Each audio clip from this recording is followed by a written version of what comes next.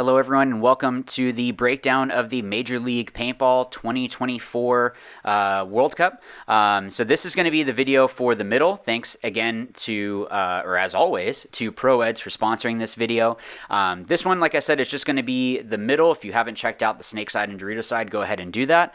And I'm starting a little bit higher here because I want to see some of these drop shots. So like I said, we're going to go through the middle of the field, look at what are some of the options, what are some of the ways that maybe you can make life really difficult for some of the players, but bring you guys along with me as usual. I like the layout personally, so yeah, so that's I think it's going to be pretty good, but that's why we're going to go check it out and break it down. So I'm going to stop rambling about that and let's get into the video.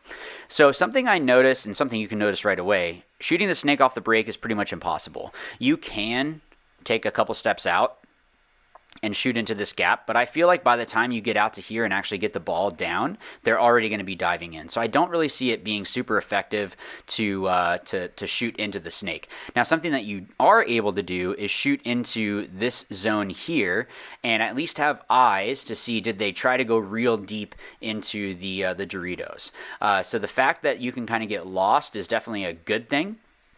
It just makes it more fun, but it makes it more difficult for when you're playing. You just have to be aware of everything that's going on. So let me back up a little bit more and look more at this snake side. So dropping over the top into this Aztec, I think that this shot, it might be kind of difficult to run and gun out after a little bit. I think people are going to be able to dial that shot in, as well as going out to the corner. Now, if you watch my snake video, I'm not a huge fan of the corner. I think that there are some benefits, but if they're in the snake, it doesn't really seem like it's that effective. I don't really think that it's going to be that great to get to the corner.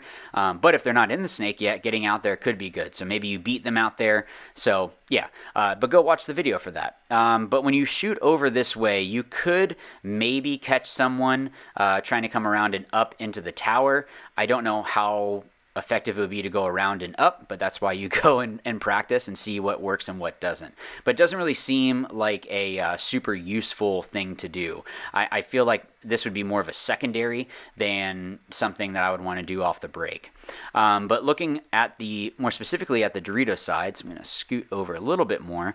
It looks like you could maybe shoot into this little W. So if I turn here, it looks like you will be able to shoot into this gap. Now, how big it'll be at the event would definitely be something that you would want to, when you get to the event, you're able to walk the field, but it kind of looks like you would be able to shoot through the little gap into here. Now, it's going to be pretty close. I think it's going to be, the paint's going to land over here somewhere, but it could be something over the top of the pin to shoot into this Aztec. I think could be good. The way that you would counter that, though, is if you just run up and dive across, you're safe, or if you dive over here and then crawl up, you'll be okay. I don't think that this home is a bunker that you want to stay in. I think this is definitely one that you're shooting. Actually, that Dorito you could shoot possibly blind over as well. So, you know, it drops around over here. I don't think it's going to drop super low. So I think name of the game off the break is low. But this home doesn't seem effective after the break. You will be able to shoot over the top of this beam and maybe catch the snake coming around. So if they're diving and are kind of tall going in, you could have someone delaying and just shooting at that. You know, shoot a couple and then shoot for the overslide. But that's all game situation stuff. So let's move up, and I'm gonna get down a little bit so we can get more of like a normal look at the field. Okay, and I pressed it too many times. That works. We'll go with this. So coming up, I think if you stay low, you might be okay. Of course, any time I'm going up the middle, I'm always looking up to see, okay, what is it that, what paint is coming over the top. You have a lot of bunkers that are blocking you out, so it could be something that you use to your advantage here. Coming up into this first wedge, you can kind of shoot through there, but I think once you push in, you're gonna kind of lose the shot. Yeah, you're not getting that. I mean, if you want to be risky and back off, you could maybe shoot through there, but I don't know about that. This doesn't really seem that effective to help out with the Dorito side hold. So let's click the turf so I can move over here to the snake side.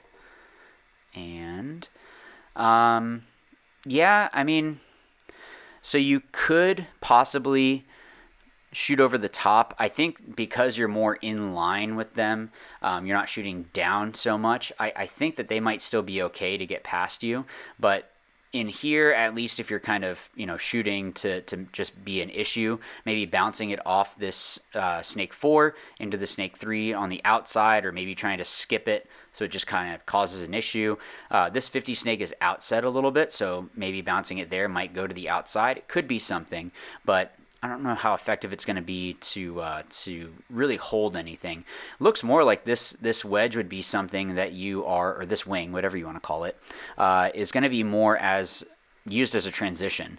You could technically shoot through the middle, I guess on the way up, if you wanted to shoot through and try to eliminate someone coming through to go to this wedge, you could do that. But yeah, off the break, I don't know that trying to shoot through here would be great. Now, in the game, this could be something, maybe trying to even bounce it off this Aztec and see if it goes enough into an area that, just kind of causes problems. But you could technically hold this gap. My thinking, though, is you're probably going to have guys that are out wide. So shooting through here is really not going to be super effective. But if they haven't gone wide, for whatever reason, that could be a good stopping point.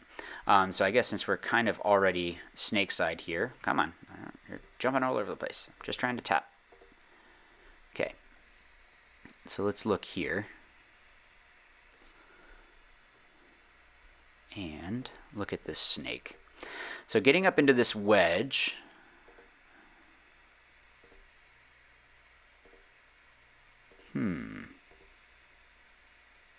So getting up into this wedge, it's kind of the same problem. I think you can kind of stand up. Let's see. Yeah, like this would be kind of crouching. If I stood up a little bit more, you have to be careful of the over-the-top shots, but you might be able to drop it over and skim the top of the beam and catch someone coming around. But I don't know that this would be the best guy to do that. I kind of feel like the tower is going to be better to shoot at least the snake 1 to 2 and then the snake 4 to 5. Those are the ones that look like they're a lot better. This brick is probably going to be best to shoot the snake. So let's look at the Dorito side here. If I spin this over and look at real sensitive. There we go. See, like this I kind of like. I like the fact that you could shoot through and stop some movement. Even kind of sneaking a shot through here could be good. So someone trying to delay to come up, if they try to come around into this 50 snake, you have eyes immediately on them, and they're in a lower bunker, so it's not going to be great. The issue is that they could crawl around and crawl all the way down and then pop up and shoot you. So it's not a guaranteed shot that if you hear the Dorito 3 or whatever it is that you're calling this Dorito, that you're going to be able to eliminate them coming around, because they actually could take the inside route looking at it now. So if I was on this side, you take the inside route and crawl up, you could get into this 50 unseen, but this guy at least would have eyes that way. And then stopping people from making the moves out could be helpful to be here for that bunker, but it's more just the slowing things down. And coming up into this brick is where you're going to be able to do a lot more or be more of a thorn in their side.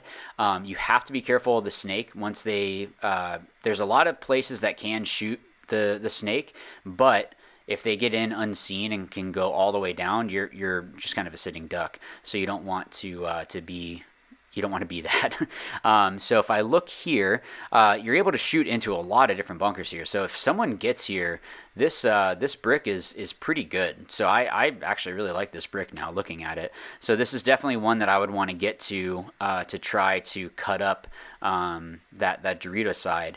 And then when we look at the snake side, you can see what I'm talking about with shooting down on it. So if I'm over here, Again, just trying to tap it so it'll. So this is the snake 2. There's that snake 1 back over here. So you can kind of skim it through here. You could definitely shoot a pack coming around here, and then definitely around here. So you can definitely do a lot of damage. And if they're not in the snake, or maybe you eliminated them, someone coming here to shoot this gap, you are just going to be a pain in that snake player's side. All right, let's move over to this other wedge. If you get to their side of the field, let's see how much benefit that would be.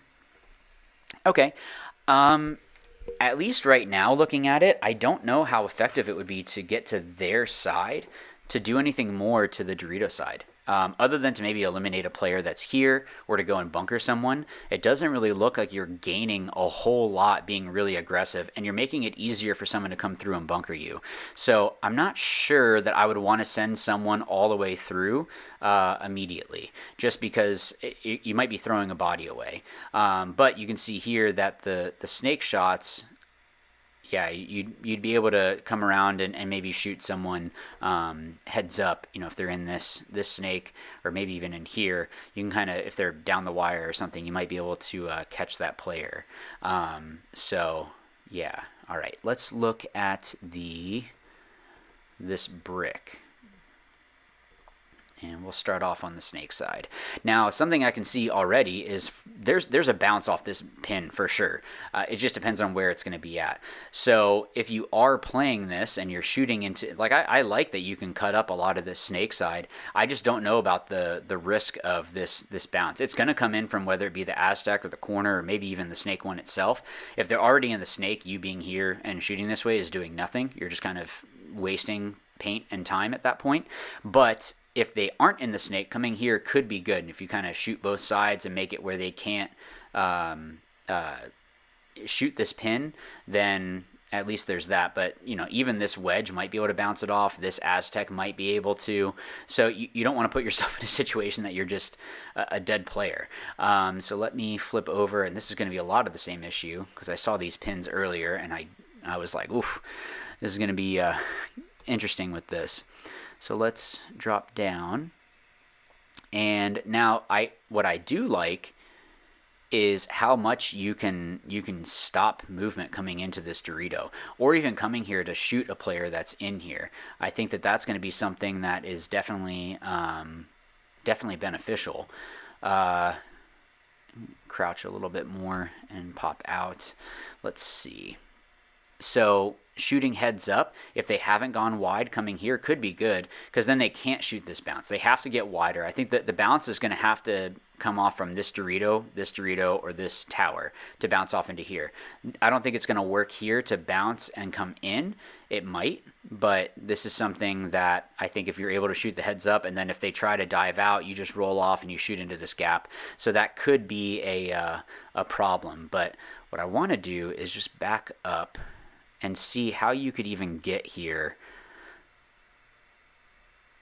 Doesn't seem like the center is like super overpowered or anything like that. And the same like the snake, if you watch that video, you'll see what I'm talking about. So let's see. So let's say I was coming out. We're gonna look at this Aztec and all that in a little bit, or in the next one, I mean, or in the Dorito video. You know what I'm trying to say. So in the snake video, we saw this shot through here is pretty deadly. So it might be that you pause here and then go across, possibly, but it's not a guarantee. Yeah, that's a big run.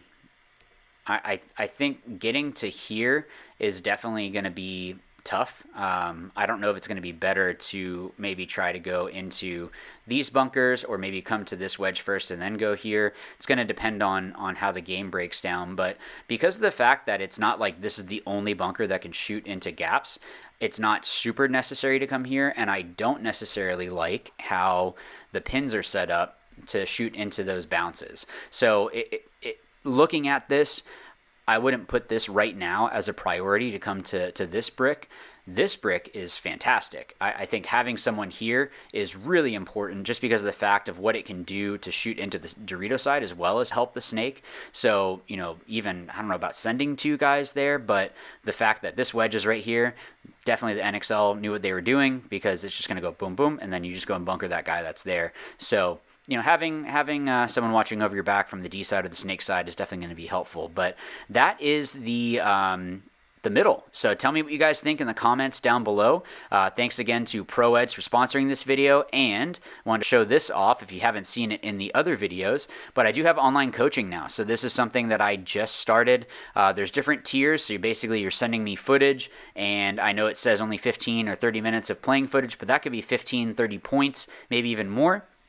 And then my video is going to be way longer than that because I'm going to be nitpicky. That's why you'd be having me help with your online coaching. So I'm going to go through and really break down what is it that you can do to improve, or little things that you did right and wrong, or you did right. You know, definitely want to give praise where praise is due.